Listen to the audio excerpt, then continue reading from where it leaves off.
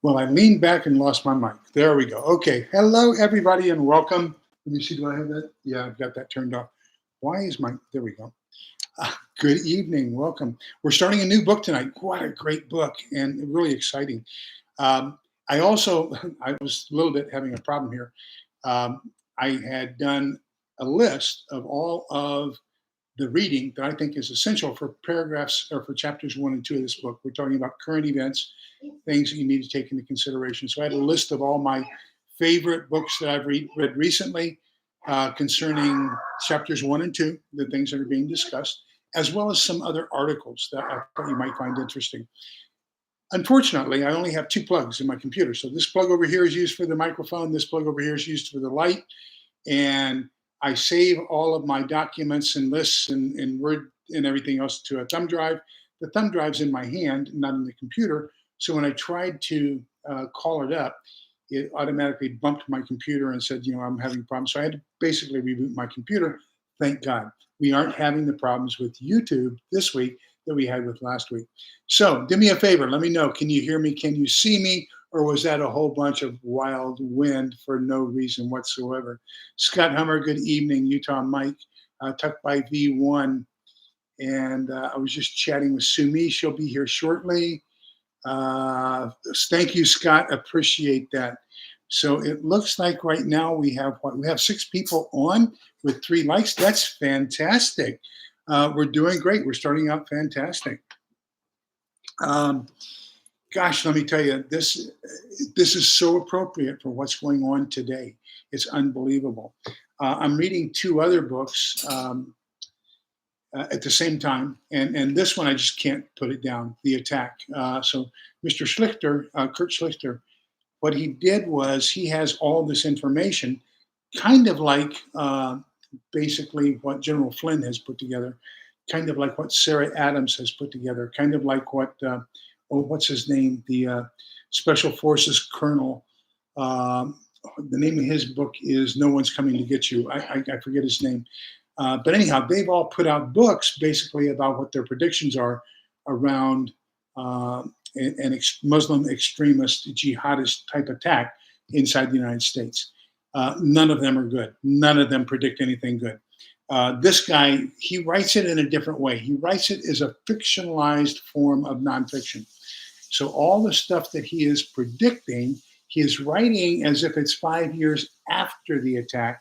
And these are the things from different points of view that they saw. So in this book, he's predicting it's going to be a 3-day attack, at least 1,000 cells. On day 1, they're going to attack mass population cells, and then on day 2, they're going to order everybody to stay home. So the jihadis will go to the residential areas and take people out in the residential areas. Of course, they want to do all their stuff like they did on October 7th. They want to film it. They want to put it in the web. They want to scare people. They want terror. And then as a result of that, on day 3, they'll wait and they'll take down the grid on day 3. So that people then go into darkness after having been exposed to what is really, really bad for the first 2 days. So then that will just exacerbate the problem because people will be have the fear without any knowledge of what's continuing to go on and whether or not anything is going on. So even if nothing happens after that point, the fact that you're in a total vacuum as far as information about what's going on around you is going to just tear at you like you would not believe. So this is another great book. I'll put a link to it in the show notes. Strongly recommend you read it. Pay attention to it. Heed it. This is pretty much in line with everything I've heard Sarah Adams, the CIA targeter, and her predictions and what they're going to be. Same thing. Gosh, I wish I could remember that colonel's name. Let me see. I'll look it up here in my returns and orders on Amazon. Nobody no, it wasn't Colonel Lahore. My wife was talking about one of the colonels I worked for back in the mid '80s. Okay, and she's giggling too. So it's Nobody is Coming to Save You: A Green Beret's Guide to Getting Bad or Big Poo Poo Done, and his name is Scott Mann. Golly. I was thinking about name dropping here a little bit earlier today because I've worked with some fantastic people in the intelligence world. Brian Warren, that Helen mentioned, he was the best man at our wedding, as a matter of fact. But he went on to be the G2, the intelligence officer for the 10th Infantry Division during Desert Storm. And just, gosh, I've worked with some great guys, great, brilliant minds. And so happy that they allowed me to be a part of their cadre. Probably two of my favorites, both of them ended up being 3 stars, is John Custer and Mary Legier. So they were fantastic. And then, of course, the Flynn's, General Flynn ended up being a 3-star. Yeah. General Mike Flynn ended up being a 2-star. So just great guys, unbelievable people that I've worked with. Let me see here. Where am I? There I am. So anyhow, let's get into this book. Phenomenal book. I'm going to try to only cover 2 chapters tonight because I can get really into this. Just unbelievable. Let me see. We've got Tammy Harder has joined us. Theoxerus, good evening. Welcome. You've joined us as well, as has Shenanigans. Pete, Triple G Farms. Great to see you. Laura Mannion, I think I said, and we're waiting on Sumi. She got home from work and she said she would be here. So put my reading glasses on and nope, they're not helping at all. The Coming Storm, Chapter 1. There is no avoiding war. It can only be postponed to the advantage of others. And that's Prince Nikolai Machiavelli. He writes a great book as well, The Machiavelli Principle, from 1469 to 1527. That was kind of used as one of the substantial backdrop books for our Declaration of Independence. And then, of course, it was a philosophy, yeah, there we go, that was used in the construction of the Constitution as well. Winston Churchill talks about limited total war. Fear is a reaction. Courage is a decision. Then they talk about the various types of war that we could possibly look at. And every one of these is a possibility right now. I'm not going to say any one at the exclusion of another. We've got so many things going on right now in the world. It's hard to choose which one is the greater threat. Yeah, just for kicks. What if you were to say, what do you consider to be the biggest threat to your safety right now? What do you think would be your number one threat? So let's take a look at that in chat. So economic warfare, of course, tariffs and boycotts and embargoes and all that other stuff. Financial, wow. Yeah, Utah Mike, you're absolutely right. Financial economic has got to be one of the top ones. Water plant attacks or terrorist attack, absolutely, Tammy. That's a great idea. As a matter of fact, they've already tried that. Somebody has already tried that once and basically hacked into a water purification plant. This was probably 3 to 5 years ago. And then finagled with the controls and put too much chlorine into the water purification system so that basically it over-chlorinated the water, therefore making it poisonous rather than pure. Psychological warfare, we see that all the time on social media. We see it with the campus unrest. We see it with politicians changing the meaning of words and promoting their stance with different things. We also see a lot of hyperbole, exaggeration to the point of the profound, so that people can get their point across. Probably will never happen to that extent, but why not scare people? And that gets you, if people are afraid, then they might react to you more. So an awful lot of hyperbole is used in our society. Shenanigans is having heavy eye syndrome. Probably the weather. Oh, I read Ryan Hall, y'all. I don't know if you watch him or not, but there are 2. I forget the other one's name. There are 2 fantastic weather channels that I like watching. And Ryan Hall came out today with his prediction. The other guy came out with his prediction. They were pretty much right on with each other. But they're predicting that the Midwest, the South and Midwest, is going to have a high pressure zone sitting on top of them starting Saturday or Sunday. We're going to have feels like 115 temperatures for about 3 weeks afterwards. So, if you thought it was bad enough with all the rain and the flooding, Now we're going to have a dramatic drain on our power system. Did I see Kaylin come in? Hi, Kaylin. Uh, oh, I didn't know you were booted out. I'm sorry that that happened. Golly, no, I didn't do that. That's I can guarantee you that. I can guarantee you that. So it's China, Russia, possibly even Iran, some of the other state actors are definitely trying to subvert us with psychological warfare. That can also include interfering with the elections, putting out false propaganda, or even promoting positive propaganda about a candidate or the other. So it can take either form, either endorsing one surreptitiously so that you don't know that it's a foreign entity supporting and promoting and advocating that candidate, or negatively against a candidate to try to get the other candidate to win. Cyber warfare, of course, and we got that. Tammy just mentioned that a little while ago. The cyber warfare about getting into the water purification plant. We also see that SCADA, which is our system that controls all of our electric power distribution, is widely susceptible to hacking. And so that would be another one. They could basically reroute all the electricity into just a couple substations, overpower those, cause those to blow, and then that would take us into a major grid down situation. Uh, Okay, so Utah Mike says that he's having a problem with YouTube as well. So Kaylin, it was probably YouTube. Laura says consumable water.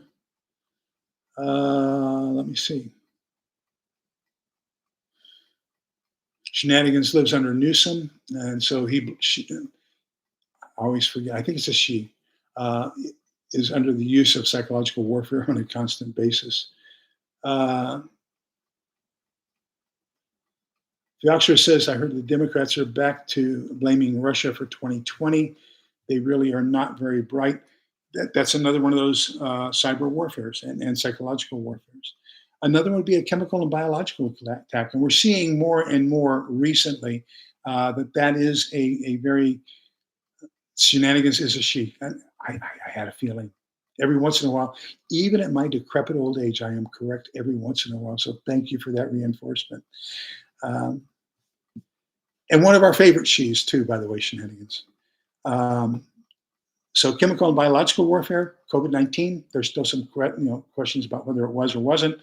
We recently saw a Chinese person trying to come into the United States containing some biological or chemical biological agents that could have destroyed our crop systems. So we see that as a constant ongoing threat. And we see that, I mean, even some things we've got, what's that, kudzu? For the Olympics, when they were down in Atlanta, the Japanese gave the Americans a beautiful wine called kudzu or something like that. But in Japan, it's a beautiful vine. Here, it's a weed, and it's just taken over the southeast. And so, because it's out of its native environment, here it takes on a totally different character. And so now they want to get rid of it. They're trying to burn it out. They're doing everything they can to get rid of it because it's outside of its native environment. So sometimes even well-meaning things can end up being a biological or a chemical agent. Um,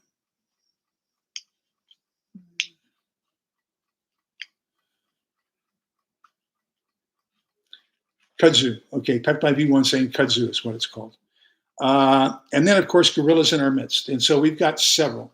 So if we take a look at what we know has crossed the border, okay, so we know for a fact that there have been at least 10,000 and probably as many as 80,000 Chinese males, military age, well dressed, bust to the border, not dirty or anything else, unaccompanied, good physical conditioning, crossed the border seeking asylum. Don't know where they went. Although there have been a couple reports, there have been some state senators and state legislators and even some federal representatives who claim that they have seen them training with automatic weapons up in Idaho and Eastern Oregon, Eastern Washington, in that area that there are some entrenched camps up there where they're doing military type training. There are also some mention of there being Chinese training camps in Canada. I don't know the veracity of that. There have been some observations of the Chinese buying mines and other manufacturing facilities and raw materials facilities, and then having private armies as guards for those facilities. So that's kind of a pseudo-military, quasi-military organization, probably just a cover for a real military organization. We don't know, but there are somewhere between 10, and this is really astronomical, between 10 and 80,000 Chinese. So anywhere between 1 to 4 Chinese infantry divisions already here in the United States that could rise up at almost any time. Sarah Adams, who was the targeter for CIA, and she was the expert, especially on Gaddafi, on Iraq. Gosh, I forget his name now. Anyhow, she was the expert on them. She's the expert on ISIS and Al Qaeda. And she believes that there are upwards to 1,000 4-person to 8-person Al Qaeda, ISIS cells active here in the United States, ready to be called up.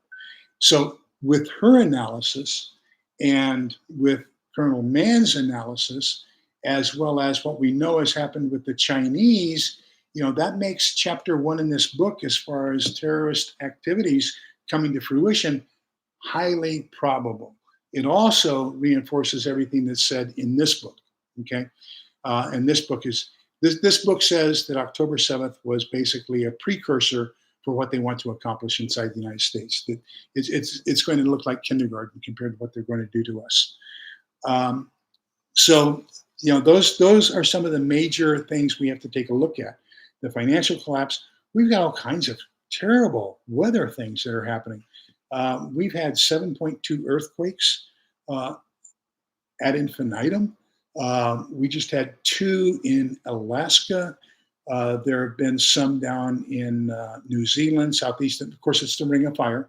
Starts southeast of New Zealand, follows around the Ring of Fire, goes up into Indonesia, then up into the Philippines, Okinawa, Japan, across the Kamchatka Peninsula into the Aleutian Islands up into Alaska, and then down along the Cascadia fault zone, and then into the San Andreas fault zone. Then it continues on south along the Mexican fault zone and the Yucatan, and down on into the western coast of Chile.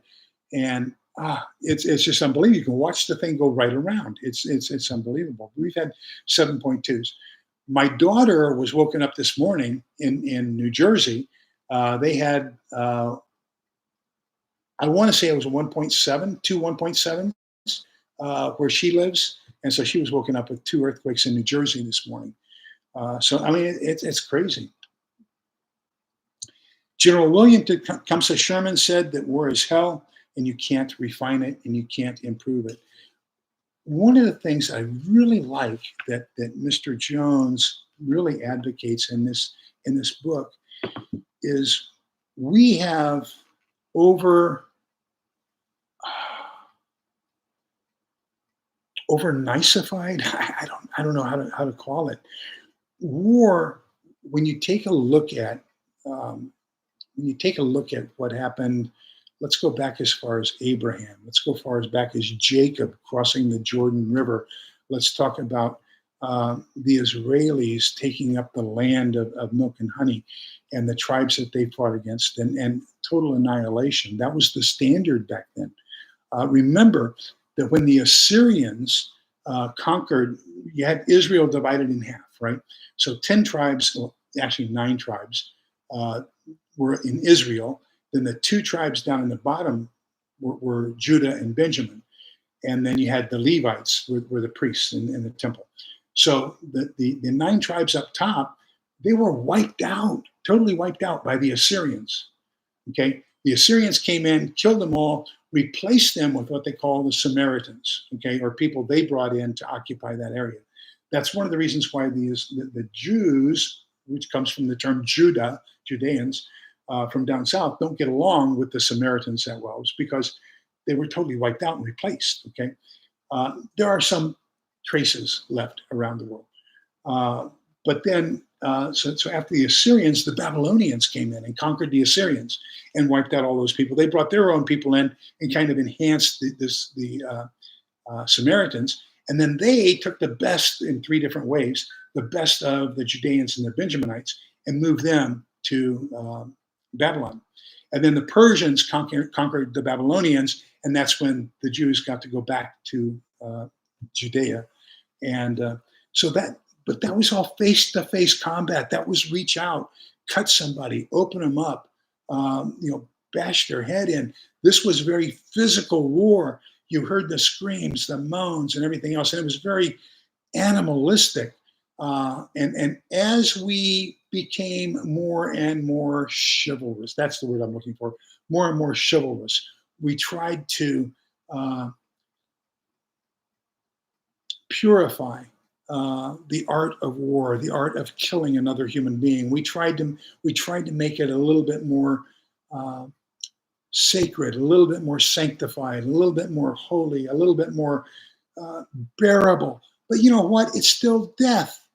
And so now the horrors that we see today are nothing compared to the face-to-face combat that we had, I'm going to say, even up until the Civil War.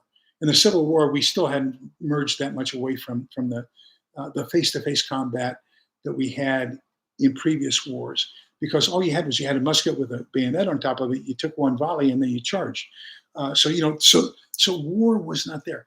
We have glamorized war, and we need to get away from that. We need to understand how terrible war is and how terrible the taking of life is, so that it becomes a deterrent. War becomes a deterrent rather than a political mean. But sorry, that's a high horse. But anyhow, surviving war. Wherefore are these the right glasses? Are these my outdoor glasses, or are these my reading glasses? Wherefore the citizens ought to practice war not in time of war, but rather while they are at peace. And every city which has any sense should take the field at least one day in every month. Sounds like our National Guard. Having no regard for winter, cold, or summer heat.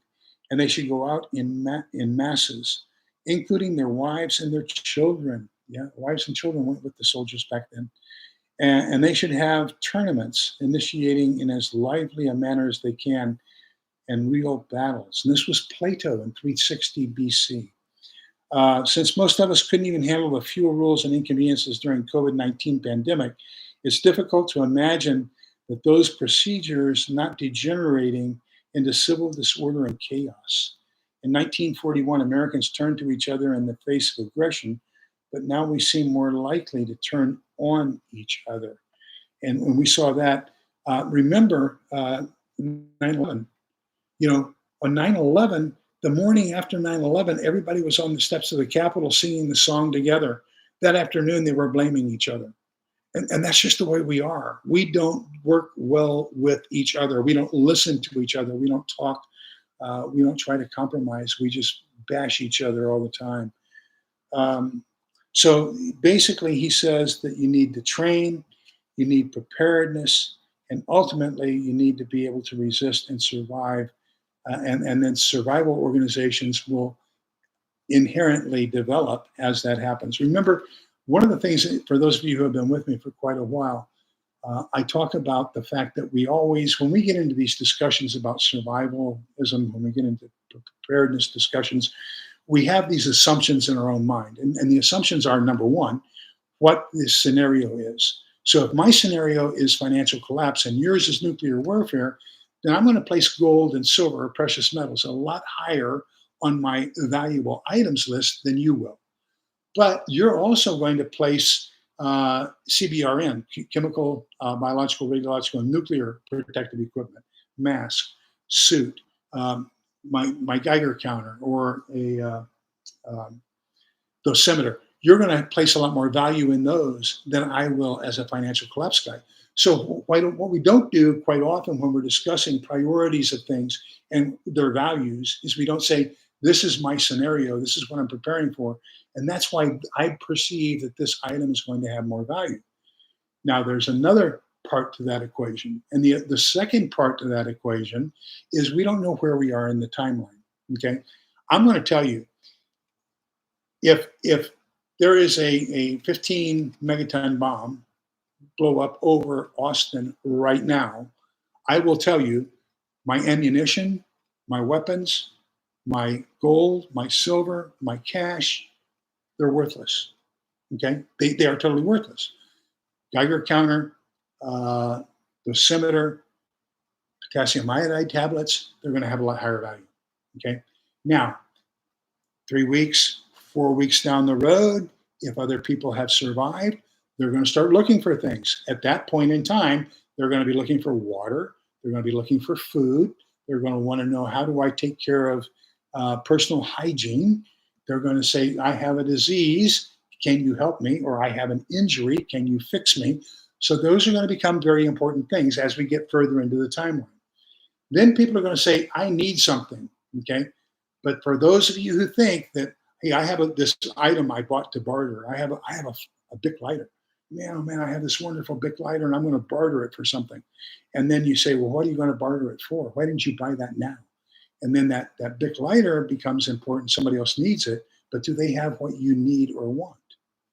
So once we realize how ineffective barter really is, then we're going to see the development of markets. And when you see the development of markets, now we're going to need a standard currency or a standard trade commodity. And for the Romans, that was salt. That's where we get the term salary from. Is they used a measure of salt as a person's wage. Okay, so the same thing. We're going to have some common form of currency: dollar bills, silver, gold. I don't know, diamonds. We don't know, but that's going to be further on in the timeline. So to say that it has no value may be appropriate for one point in the timeline, but at another point in the timeline, it may have intense value or immense value. So what's your scenario? Where are you in the timeline? Those are the two things we need to discuss in order to have an effective discussion. Hello, Ting Ting, welcome. Good to see you. Higgy Homestead, good evening. Good to see you as well. Thanks for joining us. So he talks about a couple of his things. I went to his website. This guy has a wonderful website. Please go to it. He says that he talks about anticipation and avoidance are two of the 10 of his key principles. So I went to his website and printed out his 10 key principles. So far in the book, I haven't gotten to that point yet where he's discussing them. But his 10 key principles are anticipation, identify potential threats in your area, which we're discussing now, natural disasters, civil unrest, summer of love, all that kinds of stuff. Conduct regular risk assessments for home travel and work, and create a preparedness plan for each one of those contingencies. Number 2, avoidance. Learn to recognize danger zones and warning signs. Plan safe routes, plan evacuation paths. Stay informed, monitor trustworthy news, alerts, and local intelligence. 3, detection. Train your situational awareness, stay alert, scan your surroundings. Use tools like radio, apps, motion sensors when applicable. Practice left of bang thinking. Notice subtle pre-incident clues. So how do you de-escalate before you have to take that ultimate response? Number 4, response. What are the practical emergency drills? Have you done a weekend to test and see where you are, what your strengths are, what your weaknesses are? You'll be able to survive. Learn CPR, learn first aid, get a JACE case, get a contingency medical case, get those kinds of things, learn how to use them. Simplicity, keep gear minimal but effective. Use checklists and bug out bags. Really, really funny. We see an awful lot more aviation incidents in Arab countries. And we don't see that many of the same cause here in the US and in Western countries. There's a reason.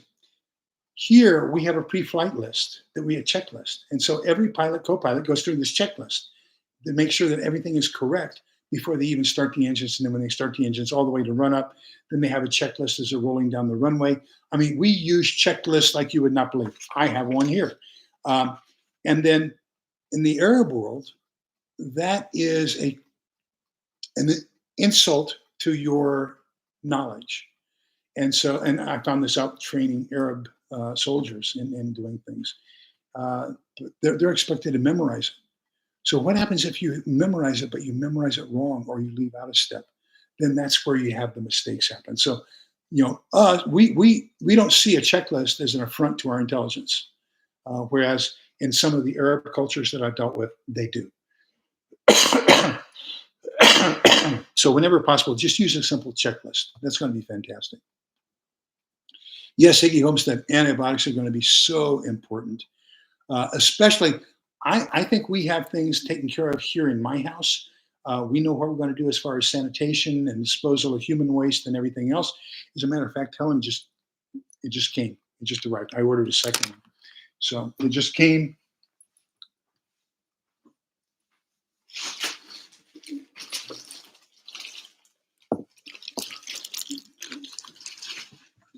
They didn't even bother bagging it. So I've got to cover up the address here. But my second body bag. So this is a leak-proof. Before it's used as a body bag, you can use it as a 6-handle portable stretcher. And then if you need to, you unzip it, put a body inside, zip it up, and there's no leakage. So that we have a way of handling somebody who's expired in a sanitary way in a post-apocalyptic world. So make sure I'll put a link. Make sure you get a couple of body bags. What if you're trying to stay gray man inside your house and somebody passes away? You don't want to have to deal with that odor. So you're going to need one of these, and then take it out when you get a chance. Number 6, mobility. Keep a go bag ready. Plan for both your vehicle and on-foot evacuation. Wear appropriate clothing at all times. 7, sustainability. Stock long-term food and water. Now, I want you to notice, he in his solutions is providing for both. Whether you need to bug out or hunker down. Okay. Don't do one at the exclusion of the other. You need both. You need plans for both. Self-reliance, redundancy, and common sense. Okay. Go to his website. Great website, great information. And of course, it all supports exactly what he's talking about here. He gives a quote. I learned it differently. And of course, I do speak Latin. He says, "Si vis pacem, fac bellum," but I learned it as "si vis pacem, para bellum." So "si vis pacem" if you want peace, "para bellum" prepare for war. And that was Publius Flavius in the 4th century after AD. Okay, chapter 2. We're just 3 minutes off. Chapter 2. Let me check the chat here. There was an aviation incident in Cedar Rapids, Iowa yesterday. A nuthead tried to open the plane door. Oh, no. Wow, Kaylin. Ting Ting, absolutely. You're 100% correct. You have to be very discerning as to who you let in. Here's the thing. You've got to go to sleep sometime. So the criteria I use is, do I trust that person to take care of me while I'm asleep? Or are they going to do away with me while I'm asleep? Okay. So that would be the criteria I would say. If you're going to have somebody in your house, make sure it's somebody you trust who's going to take care of you in a good way, in a positive way while you're asleep. Okay. You can trust them and your family in their hands while you're asleep. For sanitation, I think we'll dig a massive hole in my neighbor's yard and designate as a great going shenanigans. I think that's an absolutely great idea, even if he doesn't know it yet. So make sure here we have very hard ground. We in Central Texas, it's we go down we probably have 3 to 6 inches of soil, and then I have to have a rock breaker. So we use rock breakers to dig. So yeah, make sure you have those capabilities. Absolutely. Let me see. Yeah, my next door neighbor over here, she and her husband were part of our group, and he passed away about 4 years ago, and now she's back. So we're doing it. Ting Ting agrees with me. It's Parabillen, not Hookbillen. Uh, Tuck by V1 says, I learned a lot about keeping watch and sleep deprivation the year I was homeless. Absolutely. You sleep with one eye kind of cocked all the time. Funny how there's two things. You become accustomed to a certain level of noise. Okay. And Tuck by V1, tell me if I'm wrong or not, because this is kind of like a combat mode as well. You become extremely suspicious of either of the two deviations from that one standard of noise. If it gets noisier, it wakes you up. If it gets quieter, it wakes you up. Because either one of those two can become an alarm for you that something has changed in the situation. Um, okay, the war that's here and now, asymmetric warfare, basically, it's not going to be the division versus division, military versus military warfare that we've seen. We've seen major changes in warfare. Each one of the world wars that we've had, even going back as far as the Civil War, we had improvements. We had rifled guns. We had longer range, better artillery. We had all kinds of fantastic. We had the mini ball. Just at the very end, we had the Gatling gun. So then in World War One, we had the Maxim gun, basically the machine gun. We had aircraft, aviation. We had the tank. We had the submarine. Look at all that came about how we can more effectively kill each other. And then go to World War Two. World War Two, we had the perfection of tank warfare, blitzkrieg warfare. We had automatic weapons, better long range artillery, rockets and missiles. We had better capabilities as far as aircraft, long range bombing aircraft.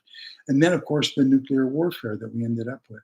So as we see each generation of warfare come along, things are changing. In 1991, we had night vision, we had aerial surveillance, we had infrared, we had all this different kinds of stuff. Now we see that the war, once again, is having a shift.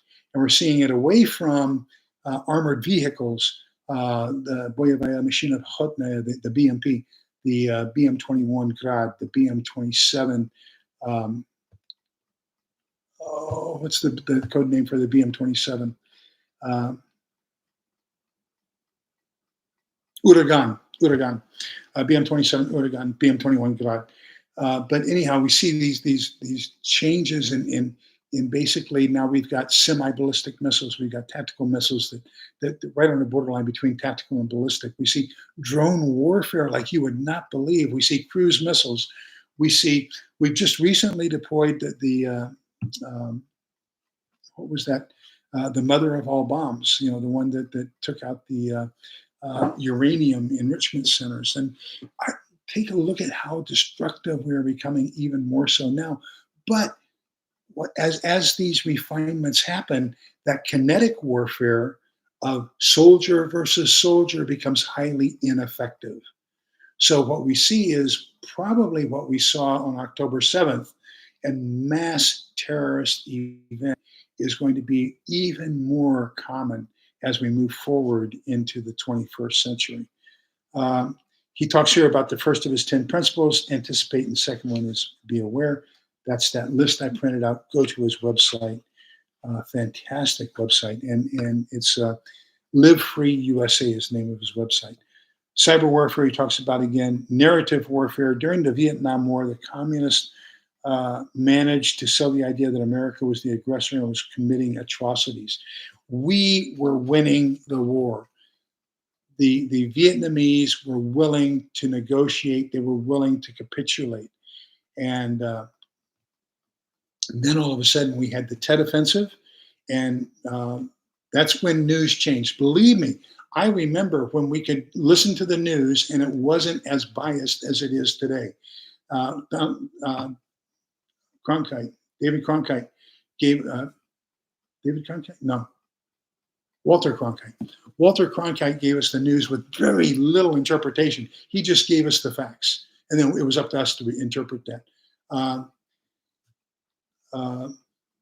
David and the NBC guys. I forget their names. Chet Huntley and David Brinkley. There we go. They did the same thing. Then all of a sudden, Tet came along, and with Tet we had My Lai, and My Lai they showed that the U.S. soldiers had massacred a village. We had during the Tet offensive, the police chief of Saigon walk up and summarily execute a suspected VC right on live television. I mean, just pow, right in the head. And so all of a sudden, we had this psychological thing that we were the bad guys, and that everything that they did was in retaliation for what we were doing. And we see that same narrative now happening in Gaza and Israel.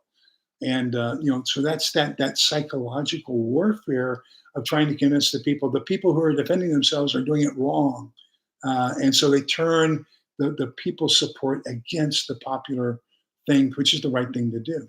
And so, starting about 1968, we started becoming very anti-war, and we assumed that the war was lost, and so we lost that war at home. We did not lose that war over fighting. That's the reality of that. Then in war, the biggest economy is the one that wins. And we see that especially in World War II, because we were isolated by the oceans. Okay. Now, we lost an awful lot of Liberty ships taking things over Lend-Lease to Russia, at that time, the Soviet Union, and to France and to England, to our allies. Of course, the Canadians did the same thing, the Australians, basically the British Empire. And then our movements to the west. So a lot of submarines from both the Japanese as well as the Nazis took out a lot of our supply chain as we were moving it over there. But the industrial base was the United States. We produced twice as many aircraft as the Soviet Union did. We produced almost 4 times as many aircraft as the Nazis, and almost 6 times as many aircraft as the Japanese. So we had this industrial base that was never affected by having war on our home front. Now that's a different situation.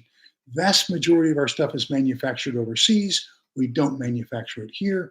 And if something happens here, we won't be able to do what we need to do the same way we did in World War II. Social media, he says, social media, in his view, is the biggest threat to life and freedom since the atomic bomb.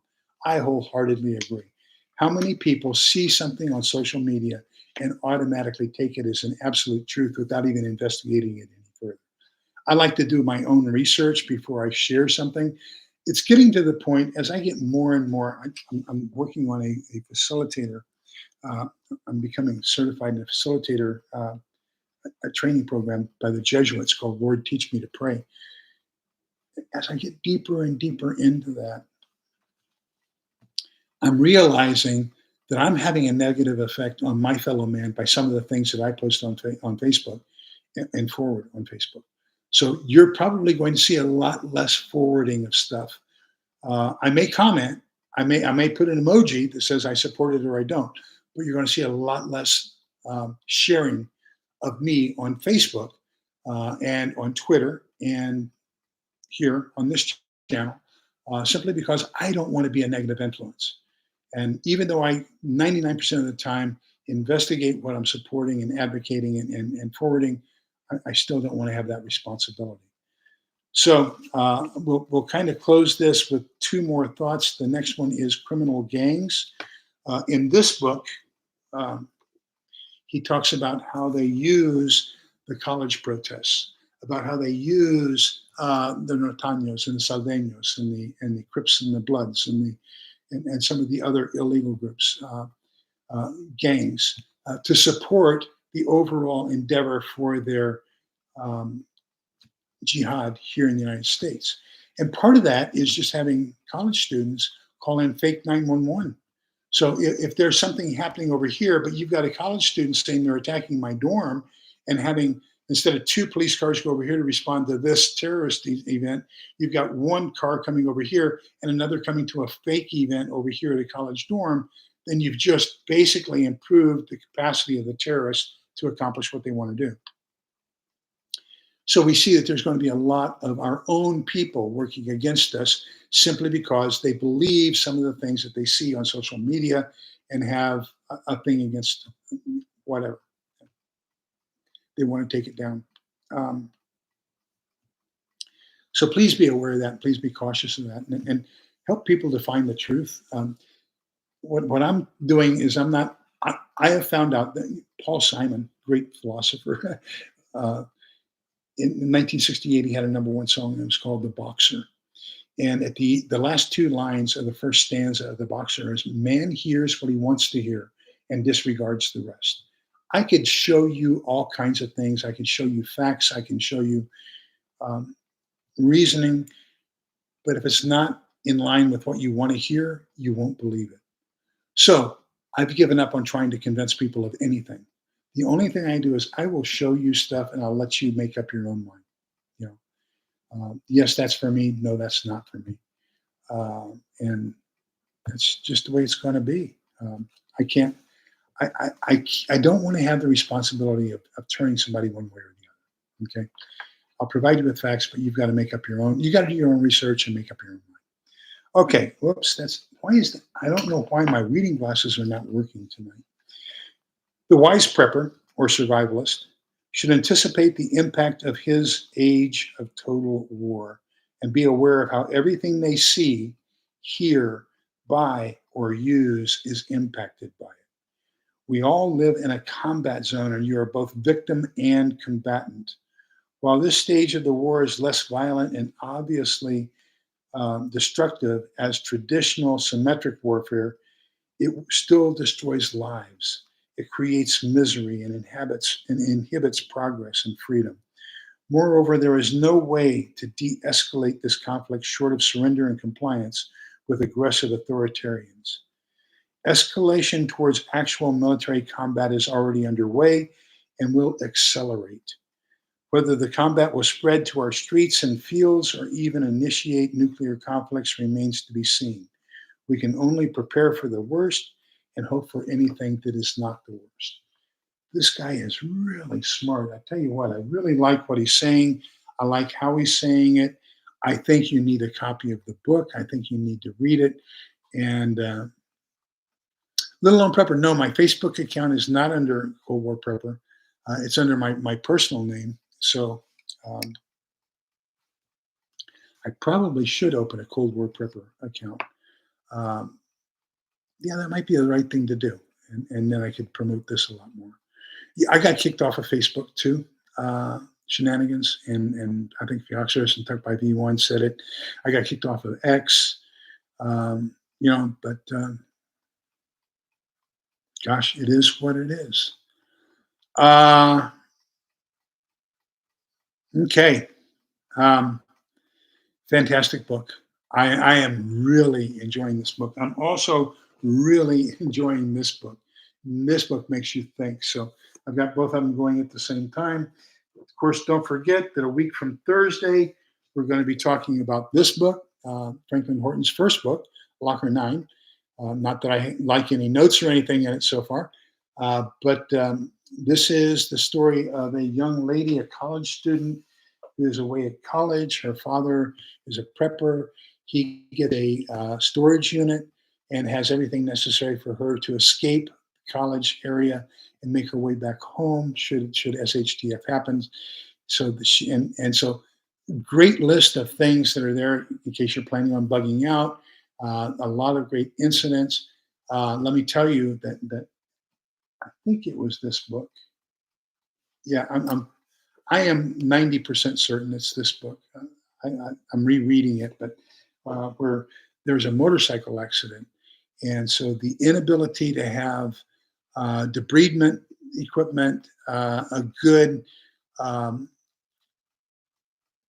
sterile saline or sterile wash to wash gravel out of somebody's legs when they have a motorcycle accident can do tremendous damage to that person. And so you've got, remember that you've also got the exhaust on a motorcycle right there by your leg. So if you dump a motorcycle, there's a chance you're going to get a severe burn. There's a chance you're going to get an abrasion with gravel and other dirty things embedded in your body. You've got to find a way to debride that. You've got to find a way to cleanse that. You've got to find a way to make sure you have antibiotics to control that. You may need oral antibiotics like Chase Case or contingency medical. So all those things, that really scared me. And I really upped my amount of Metaspray. So Metaspray is basically, and I like the pump handle because I can control the pressure.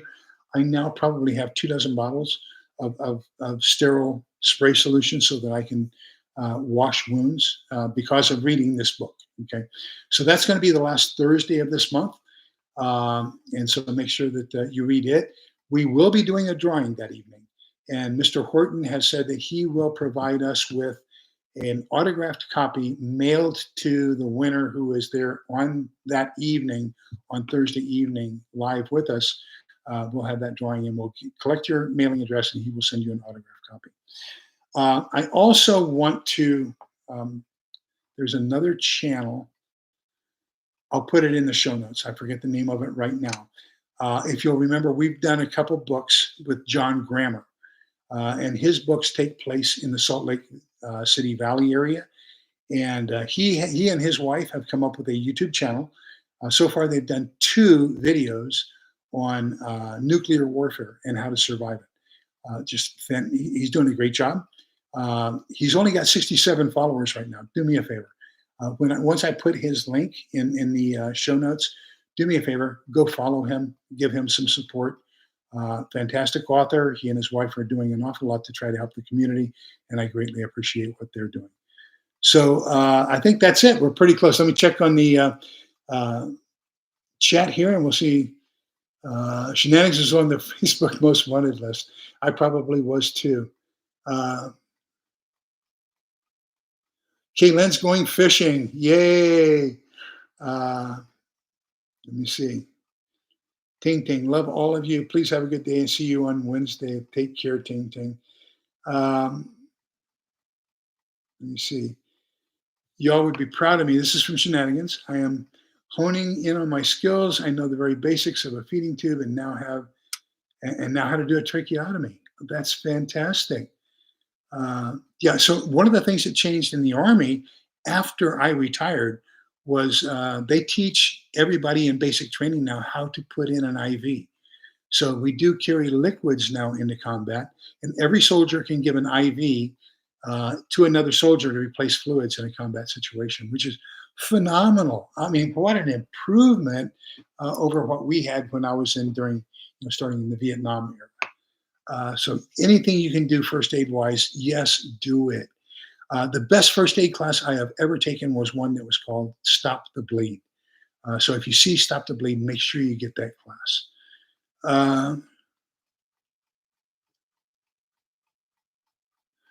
Little Lone Prepper, why don't you advertise it? Tell us the name of your group and we'll follow you on it. Yeah, just put your group down here. Let's give you a follow on that. Absolutely. Okay, anything else from anybody? Gosh, everybody, please take care. Now, remember, I was like I said at the beginning,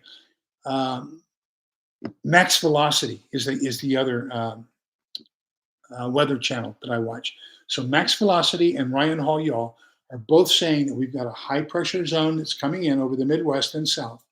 And starting Saturday or Sunday, it's going to feel like 115 degrees for maybe 2 or 3 weeks. That's going to put a big drain on our electric power grid. So please be prepared for that. Start thinking now. What are you going to do to keep yourself cool? What are you going to do if there's a brownout or if there's rotating brownouts or there's a blackout or there's a grid down? How are you going to take care of yourself? Learn now, study up now on the heat injuries, the different types, okay? Heat stroke, how to care for that. Please be aware of that is coming. It's in the near future, and I want you all to be safe so that we can see you here on a regular basis. Okay, that's it. So let me see. Book of Numbers, chapter 6, verses 24, 25, 26, if I remember right. But I'm an old man. Lord bless. Oh, I've got to read you this. This is my buddy, Andy, sent me this earlier today. I got to do that before I read this because I think it's totally appropriate to it. There we go. So he says, do you realize that technically Moses was the first man to download files from the cloud on a tablet, and he 3D printed it. Okay, so anyhow, okay, Book of Numbers, chapter 6, verses 24, 25, 26. The Lord bless you and keep you. The Lord let his face shine upon you and be gracious to you. The Lord look upon you kindly and grant you peace. Dona nobis pacem. Grant us peace. So thank you all for being here. Love you. Please, thank you. Thank you for being the wonderful community you are with each other. Thank you for taking care of each other, for being kind, polite, and respectful to each other. I really, really appreciate that. And remember that we're all in this together so we can come out the other side together. Please find a way to move down here and be my neighbor. Okay. Everybody, take care. Have a great week. Bye-bye.